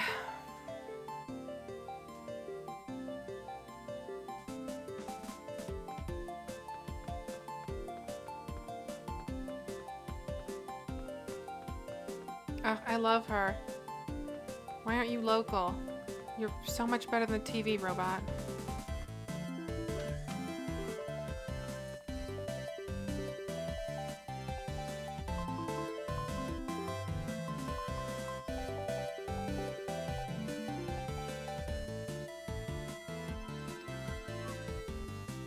We do also have a spare diamond necklace, but we might want to wear that. Oh. Oh, what's happening? Are they staging an intervention? Or is this the birthday thing? Are they wishing me happy birthday at my store? That's kind of... Oh. Did we, like, do really well at something? Where's our cat? That's a little worrying, actually. Where's the cat?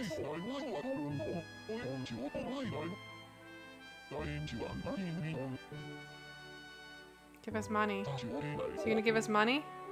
Give us money. Just give us some money. Just a little bit.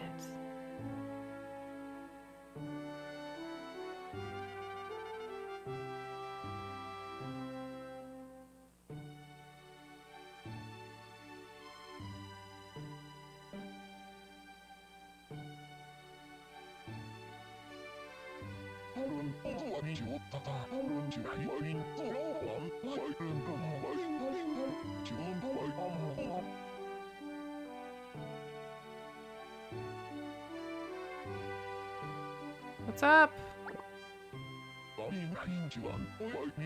Did we give him something or did he give us something?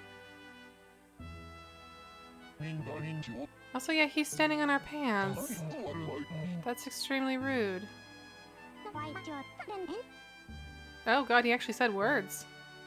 Shit, that's new. Has he ever said any words before? I don't know that he has.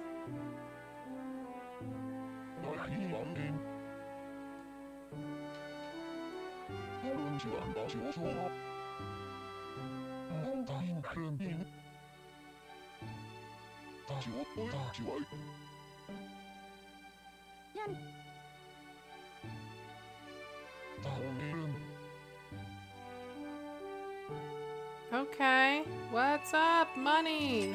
Hey. Cash influx.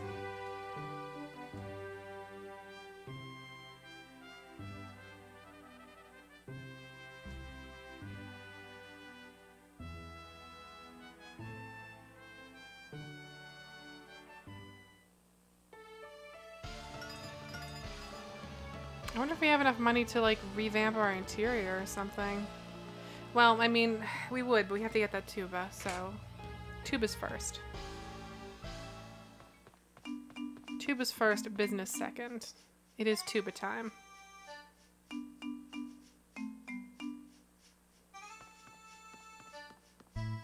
Tuba time with Tim the Tuba Man Taylor.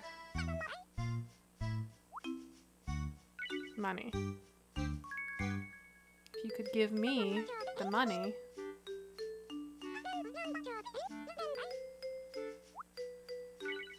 Money. Money dollars, thank you. We still only got a cut of that, huh? Did he buy something from us? Is that what happened? He just like bought something and then it was very expensive? I don't know.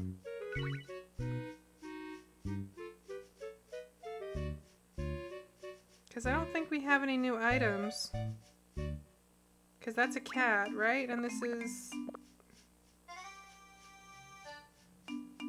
I don't know what that is. I don't remember what that is. Maybe he did give us something. I don't know. I don't know. We'll have to crack that when we go back to the dorm.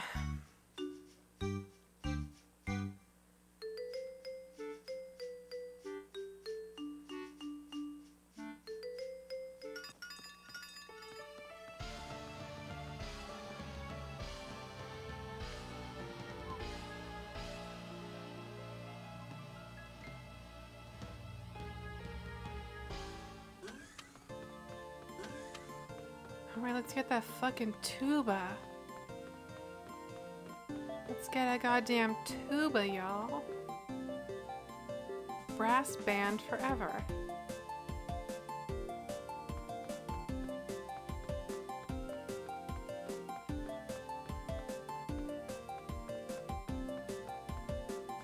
It might have been alone, but I don't fucking care. I want my dang tuba.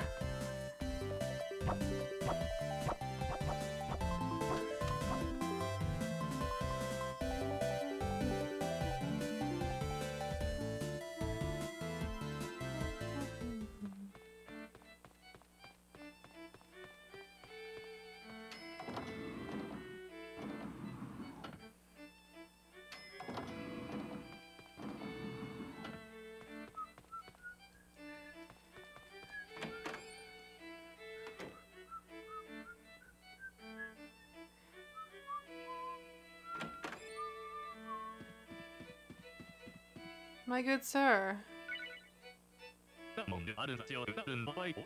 This fine instrument, what did you call it again? Wait, did we totally just have that money for that tuba? I think we had money for that tuba the whole time because I just forgot how much it cost. Or it's a sale. Is there a sale right now? I was really sure that tuba was 39,000. But now it's I really don't know if I misremembered or if it changed for some reason. I really hope it just magically changed, because otherwise that was a whole lot of bug catching and fishing that I could have just not done today. Let me down. Here we go.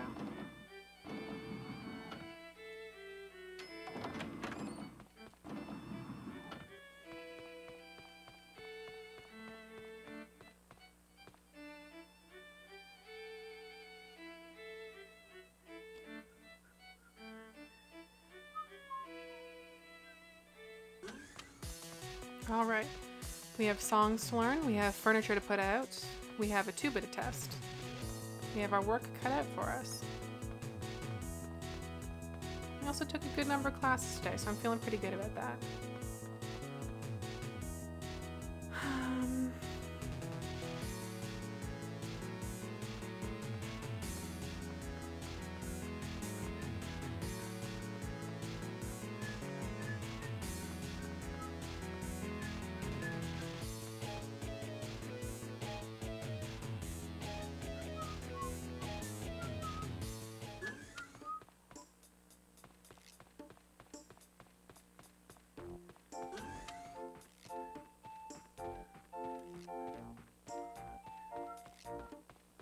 I really like the trees in this game. They're a little more fun than Animal Crossing. Lots of color, lots of weird shapes. No fruit, but still, pretty fun. Pretty dang fun.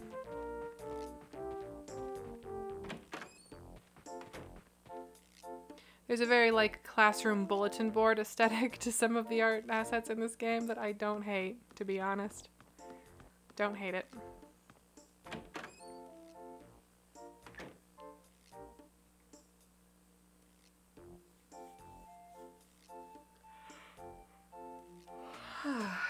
Okay.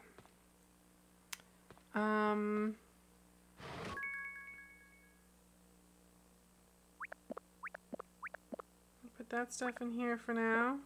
Tuba.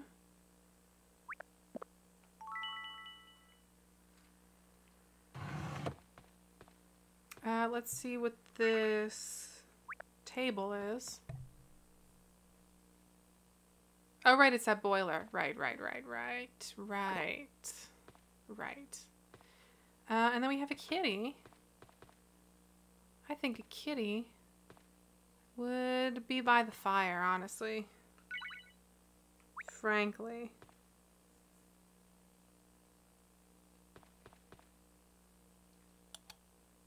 The lamp is very weird. The lamp is a weird addition. I would just like to see it as a normal kitty. Oh, it's like hanging on its tail. Aww. Precious. That's just our cat, though. That's good. Okay.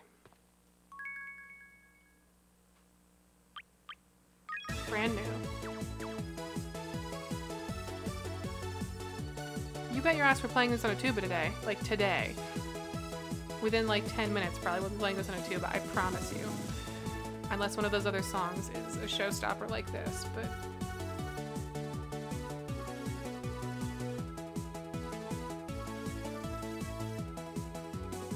This is outstanding.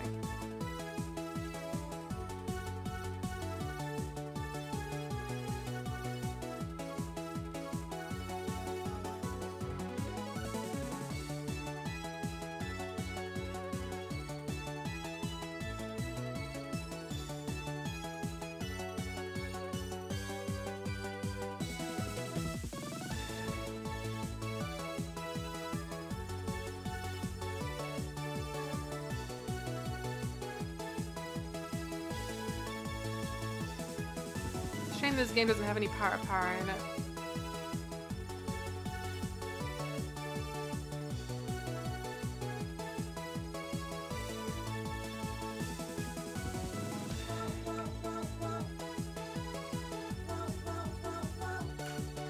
Also, my 3DS battery is dying. Good timing. Great timing. Excellent timing.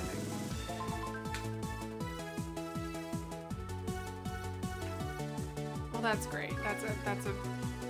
I could not be happier with that one. What else do we have here?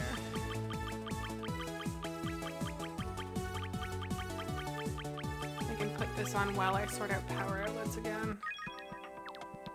Oh yeah, we know this one. I'm familiar.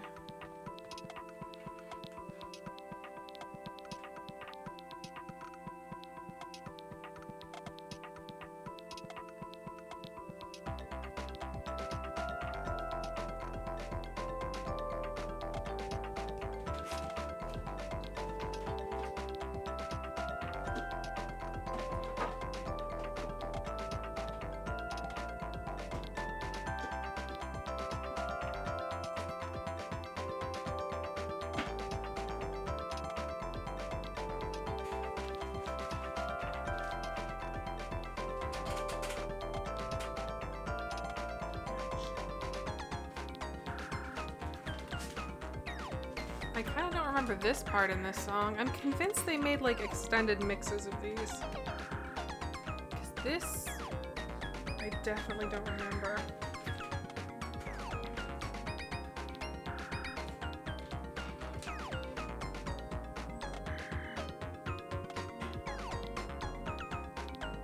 Maybe I'm wrong. Maybe this was always here, but I just don't think it was.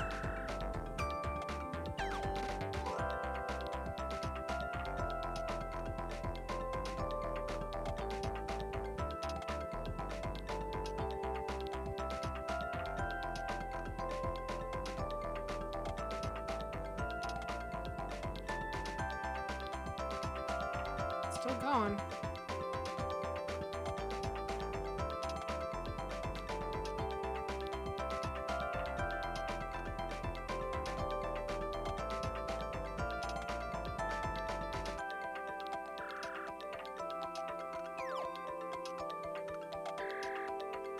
Still go.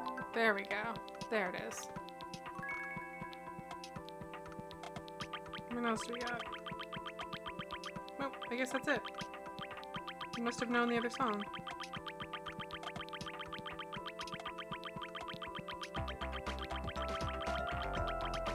Okay. Well. Let's see what that eye mask looks like.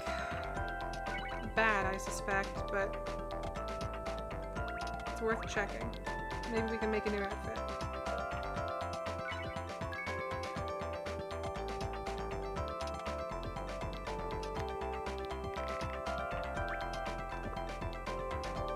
Oh, see that doesn't work. It's a little too wide for her face, too. I mean, I guess it would be because it's an eye mask, but like the skin tone thing is a little weird. It probably wouldn't match most of the characters' skin tones, but oh well. It's worth a shot.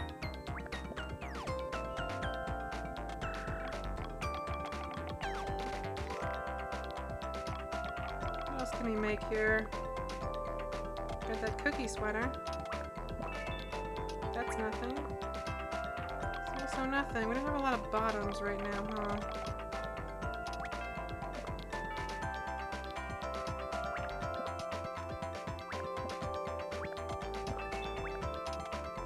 That's an awful outfit. I refuse.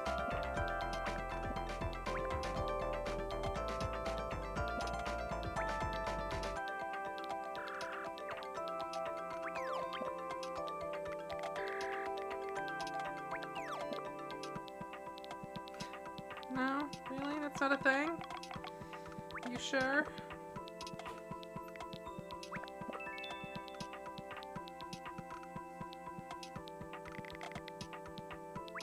That dress is pretty cute. I kind of like that. It's simple, but it's fun.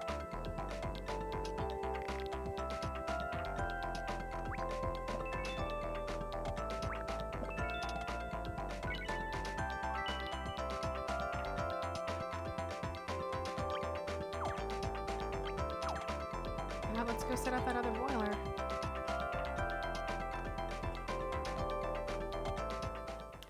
let's go set up that other boiler and then find someone to play brand new with on our brand new tuba.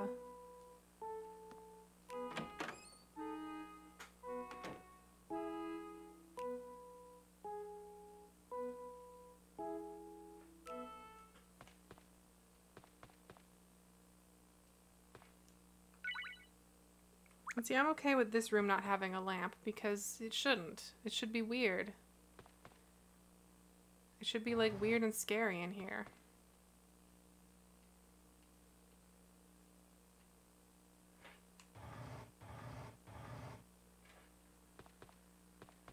This is just what this room should be, you know?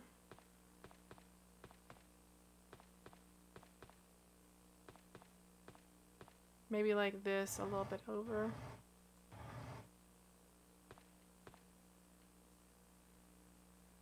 Oh no, I know where it goes.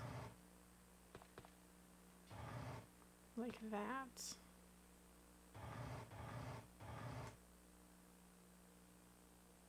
Yeah.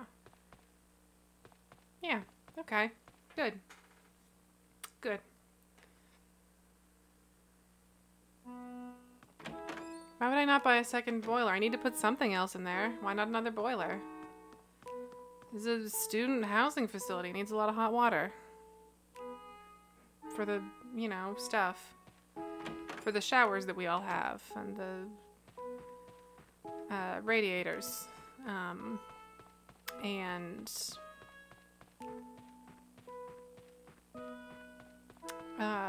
other things that might require it.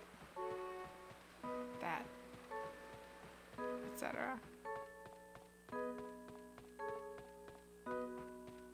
Okay, where's the best place to get this tuba shit going? I think this seems to be like a... You're just like throwing punches right now. What is up with you? It's my birthday. Don't do that. It's my birthday and we're all gonna have a good time right now, okay?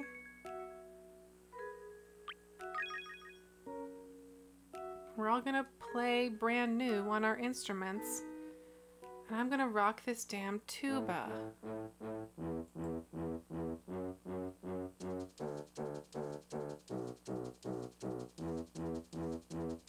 Come on. Come on. Come on. Pull your weight.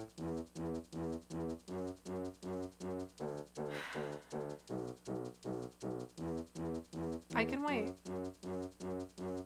I'm a patient person. I'm a font of patience, in fact. It's not like I did this bit yesterday where I waited and then got impatient. While classmates were fucking around nearby. No.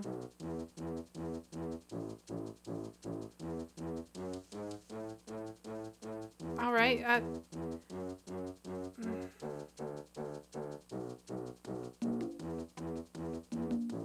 it's better than nothing, but Rouge, if you wanna hop in here. Anyone really? Okay, yeah, come here. Pile in. Step up and pile in. Yeah. Yeah, now we got a melody. Richard, we don't really need more percussion, but if you want to hop in instead of walking back and forth serpentine like someone's after you with a gun, cool. Just pull out those drums. Alright. You're blocking her tuba. This is kind of a jam, but you can't really... I was going to take a thumbnail. I was going to take a picture. I was going to take a picture to use the thumbnail and you can see the tuba in it. But now it just kind of looks like she's playing a big golden cookie. And now the devil's here. Okay. You moved. Why are you here? You left this town. Okay, well. I'm Janine Hawkins. I'm at Bleating Heart on Twitter. And we're here every day in October playing Tongari Boushi to Mahou no Machi. It's the 4th game in the Magician's Quest Tongari Boushi series, the first of which was localized as Magician's Quest Mysterious Times or Enchanted Folk in the School of Wizardry. Please, come on. unbelievable. We've got, I think, 4 more streams left, right? Before we're wrapping for this month. You can catch the archives of this season and all previous seasons on youtube.com/streamfriends in the Streamfriends Magician's Quest Witching Hour playlist. Thanks everyone for joining me in chat today, and hopefully I'll see y'all tomorrow. Take care.